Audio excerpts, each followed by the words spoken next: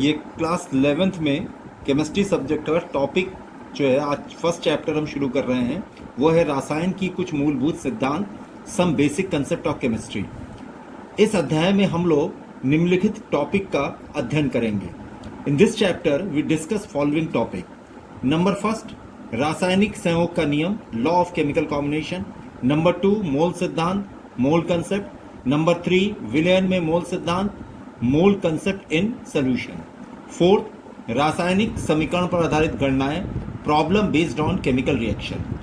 सबसे पहले हम पहला टॉपिक शुरू करते हैं, वो है रासायनिक संयोग का नियम। इस नियम के अंतर्गत रासायनिक समीकरण तथा परमाणु या तत्व से अणु या यौगिक के निर्माण की व्याख्या करते हैं। Under such rule, chemical equation and formation of molecule और कंपाउंड फ्रॉम एटम और एलिमेंट डिस्क्राइब। रासायनिक संयोग के निम्नलिखित नियम हैं। There are following laws of chemical combination. Number 1, द्रव्यमान संरक्षण का नियम, law of conservation of mass. Number 2, स्थिर अनुपात का नियम। थर्ड, गुणित अनुपात का नियम, law of multiple proportion. Fourth, व्युत्क्रम अनुपात का नियम, law of reciprocal proportion. Fifth, Gay-Lussac का गैसीय आयतन संबंधी नियम, गैलुसेक्स गैसेस लॉ। अब सबसे पहले हम डिस्कस करेंगे द्रव्यमान संरक्षण का नियम, that is the first law, पहला नियम है रासायनिक संयोग का। इस नियमानुसार रासायनिक अभिक्रिया के फलस्वरूप ना ही द्रव्यमान उत्पन्न होता है और ना ही द्रव्यमान क्षति होती है, अर्थात रासायनिक अभिक्रिया में द्रव्यमान पूर्ण रूप से संरक्षित रहता है। अतः अभिकारकों का कुल द्रव्यमान और उत्पादों का कुल द्रव्यमान दोनों बराबर होंगे। इसका मतलब क्या है कि कुल अभिकारक, जितने भी अभिकारक होंगे अभिक्रिया में, उनका कुल द्रव्यमान और उत्पाद का कुल द्रव्यमान दोनों बराबर होने चाहिए। According to this law, during any chemical reaction, neither gain nor loss in mass. It means, therefore, total mass is consumed in a chemical reaction. Total mass consumed in chemical reaction अर्थात पूरे रासायनिक समीकरण में जो मास होता है वो आपका कंजर्व होता है।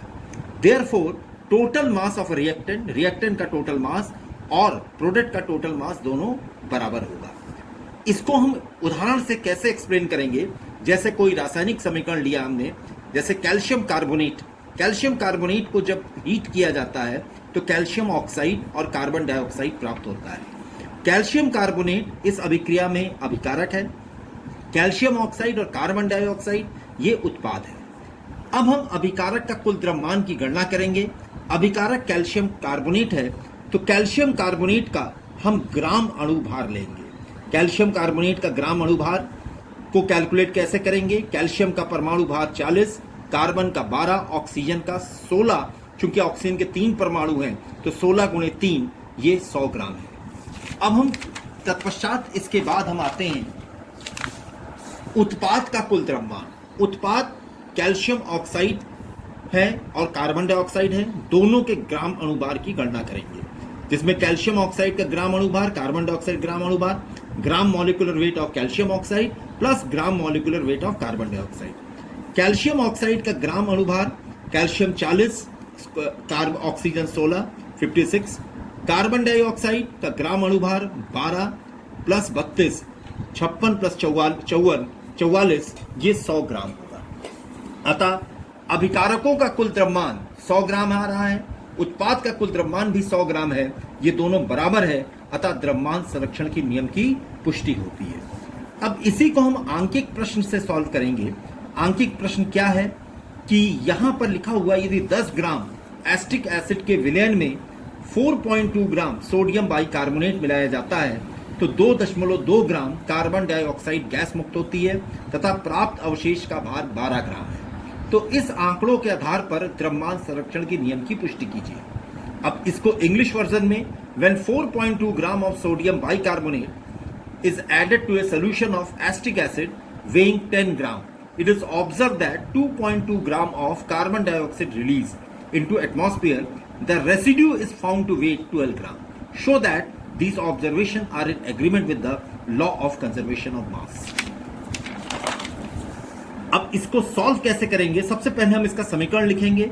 Sodium bicarbonate plus acetic acid CH3COH, इसके अभिक्रिया के फलस्वरूप रेसिड्यू प्राप्त होगा और कार्बन डाइऑक्साइड। सोडियम बाइकार्बोनेट का वेट 4.2 ग्राम है, एस्टिक एसिड का वेट 10 ग्राम है, रेसिड्यू का वेट 12 ग्राम है और कार्बन डाइऑक्साइड का वेट 2.2 ग्राम है। इसमें सोडियम बाइकार्बोनेट एस्टिक एसिड अभिकारक या रिएक्टेंट है, रेसिड्यू प्लस कार्बन डाइऑक्साइड उत्पाद प्रोडक्ट है। अभिकारकों का कुल द्रव्यमान total mass of reactant, sodium bicarbonate का द्रव्यमान प्लस एस्टिक एसिड का द्रव्यमान, mass of sodium bicarbonate plus mass of acetic acid.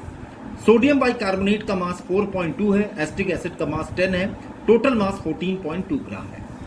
उत्पाद का कुल द्रव्यमान total mass of a product बराबर इक्वल टू अवशेष का द्रव्यमान प्लस कार्बन डाइऑक्साइड का द्रव्यमान, mass of residue plus mass of carbon dioxide. Residue का मास 12 है, कार्बन डाइऑक्साइड का मास 2.2 है, इसका टोटल मास 14.2 है। इससे ये प्रूफ है कि अभिकारकों का कुल द्रव्यमान जो 14.2 है, उत्पाद का कुल द्रव्यमान वो भी 14.2 है। It means total mass of reactant that should be 14.2 and total mass of product is also 14.2. Therefore, it verifies law of conservation of mass, अतः द्रव्यमान संरक्षण की नियम की पुष्टि होती है।